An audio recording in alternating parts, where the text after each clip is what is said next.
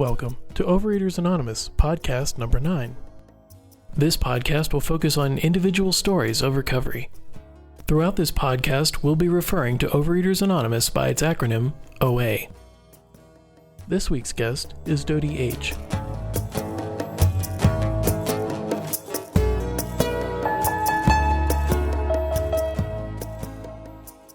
Tell us a little bit about your relationship to food prior to joining OA. Prior to joining OA, I literally cannot remember a time when food was not the most important thing in my life. It ruled my every waking moment. And that goes as far back as I can remember.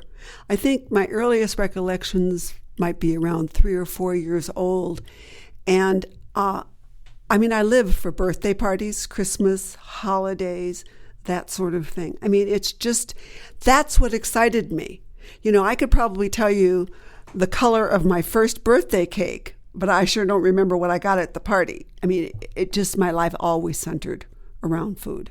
Can you give some examples of how your eating was out of control?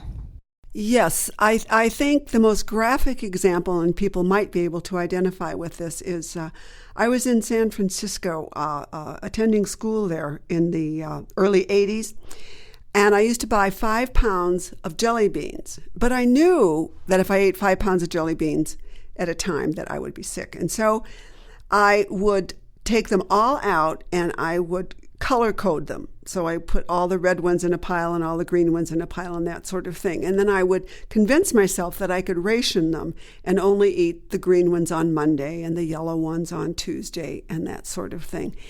And it just never worked. I could never make it through the day. And I would eat 5 pounds of jelly beans in one day, even though I really didn't intend to. I just couldn't not eat those jelly beans. So how did those patterns of eating and or your weight affect the way you lived your life? Well, obviously, I was fat. I was very fat. I weighed 215 pounds. I was a full-time student in San Francisco with all the hills and that sort of thing. And I remember that very vividly, how difficult it was for me to do stairs and to walk up the hill to school and that sort of thing. So that was sort of the physical aspect. But the emotional aspect was my self-esteem. I felt ugly. I wore ugly clothes because that's all that would cover my body. That was the time of the polyester tops and bottoms. And that's what I wore until I had to get the next bigger size. So it's a terrible disease affecting you physically, emotionally, and of course spiritually. Because I begged God to help me stop eating. But what I really wanted was to continue eating anything I wanted. I just wanted God to strike me thin. And so in all aspects of my life, I was a mess. And so did this affect your family and your friends? That's a difficult question because people who are overweight or fat, obese, are extremely sensitive. And I have a very loving family. And other than perhaps if my health was concerned related to my weight, but other than that, they really never said anything. It was more inside my head that all the damage was done. So how did you first hear about OA and what brought you to your first meeting? As I mentioned before, I was going to school in San Francisco, and I'm a nurse, and my specialty is gerontology. And I went to a weekend seminar on alcoholism in the older adult. And so I am not an alcoholic. Thank God. And so anyway, I went because it's a big problem with older adults. And the teacher was a recovered alcoholic. And he mentioned other 12-step programs. And there was a questionnaire that people in AA take about, are you an alcoholic? And so I went down it, and it was no. Do you ever miss work because of your drinking? And, no. Is your family worried about your drinking? No. And then I had what I really consider my first spiritual experience. And that was as I was sitting in that classroom, having said no to all of these questions, the thought came to me, what if you substitute food for drink and eating for drinking? And I went and I retook that questionnaire, and I think I answered yes to every single question. And there was one I didn't answer yes to, and that was, have you ever been arrested for your eating behavior? And the truth was, it was only because I hadn't been caught stealing food in drugstores and that sort of thing. And it had nothing to do with the fact that I could or couldn't pay for it. I could have paid for it, but I was too embarrassed to buy 5 or 10 candy bars at a time. And so I would just take them. That's real soulful. It really is. I mean, when I look back, I have tears in my eyes thinking about it because it's so humiliating. But I just fortunately had never been caught. But other than that, and so it was at that moment, answering yes to all of those questions, that it occurred to me that something was really wrong with me. It was more than lack of willpower. Something was really wrong. And so, as I mentioned, he had said about some of the different 12-step programs, and I heard Overeaters Anonymous, and I went home after that seminar, looked up Overeaters Anonymous in the phone book in San Francisco, found one that I could get to on the bus because I didn't have a car then, and that was a Saturday, and I went to my first meeting Sunday night. Tell us about your first OA meeting and what you saw there and what made you want to come back a second time. Well, as you can imagine, the first meeting was in a hospital. So first you have to find it. Most OA meetings are in some rather obscure places. So I found it. Took a deep breath, walked in, and there were quite a few people, maybe 20, 25 people there. And everyone was very friendly and that sort of thing. So they started the meeting, and I began to hear my story, the story of people who, in spite of their best intentions, their strongest willpower, could not, for any sustained period of time, stop eating and overeating, eating compulsively. And so it was immediate identification. That was probably the very first thing. Identification with people who behaved like I did around food. It truly had never occurred to me that other people couldn't stop eating compulsively. It just hadn't. I thought it was me, weak-willed. I needed more willpower. I don't know what I thought was going to change it, but everything I tried, had never worked. And so once I had that immediate identification, I went in with despair, but I left with hope because there were people who had lost large amounts of weight, who had been in program for many, many years, who had other changes in their life beside just physical recovery. And so it was just absolutely a phenomenal experience for me to realize that willpower had nothing to do with it. I wasn't morally corrupt, any of the above. I just am a compulsive eater, plain and simple. That's all. Just one of many. Was it easier to go back the second time?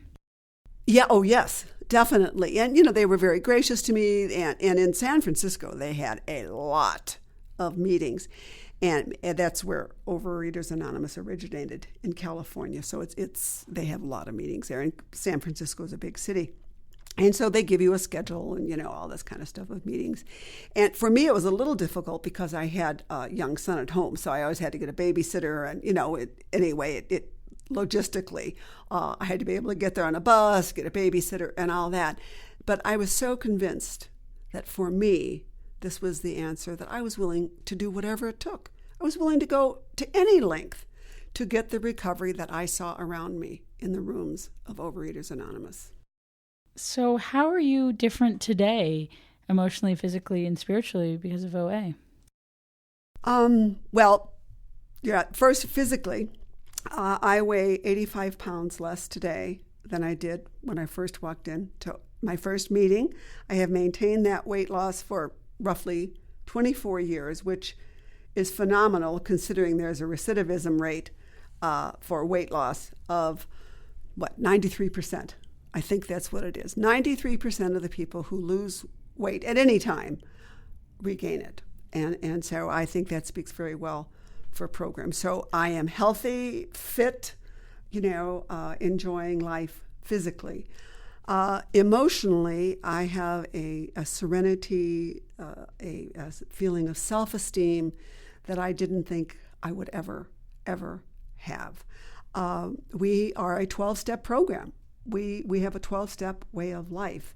And with help from a sponsor and other members in the program, you learn to use those steps on a daily basis to live your life in a serene and rational manner. And of course, spiritually, we are a spiritually based program. We are free to choose a higher power of our own choosing. My higher power, I choose to call God, but that doesn't necessarily have to be the case. And I have a much stronger relationship, both spiritually and, if you would say, religiously, but basically we are a spiritual program. You do not have to have a religion to join OA. So I would say my life has gone 360. It really has. Every aspect of my life has changed, all for the better. In your mind, what are the gifts, or what is the best gift that OA has given you? Oh, gosh. There are so many. I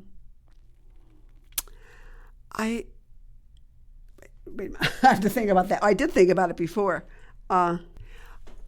It would be difficult for me to say one gift because, I have been gifted in many ways. Of course, as I mentioned before, good health, probably will live many years longer than I would have had I not lost all of that weight.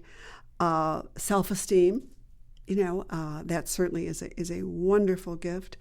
A greater spiritual life. But maybe one of the best gifts are the people, the associations, the ability to help others to recover from this dreadful disease. It's really wonderful to work with people. I sponsor, number of people at any one time. We have the opportunity to do service, to get outside ourselves. Compulsive eating is a disease of isolation. And I'm sure many people who are listening to this podcast will identify with that. You don't go out and eat 10 candy bars in front of your friends. You do it behind a locked door in the privacy of your bedroom because you're so humiliated that you can't eat in a reasonable way. So the loss of isolation is a great gift for many of us. Is there anything else you'd like to add? I guess the advice that I might give to anyone listening to this is to give us a chance. I truly feel that for many, if not most people, it can be a solution. But it takes time, commitment, and promise yourself you will go to 6 meetings before you decide if this program is right for you or not. And I think once you go to 6 meetings and start seeing the difference in your life, you'll be hooked, just like I've been for 25 years.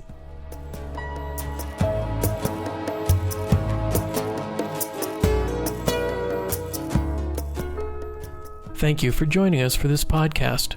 For more information on Overeaters Anonymous, please visit us on the web at www.oa.org or call the World Service Office in the United States at area code 505-891-2664.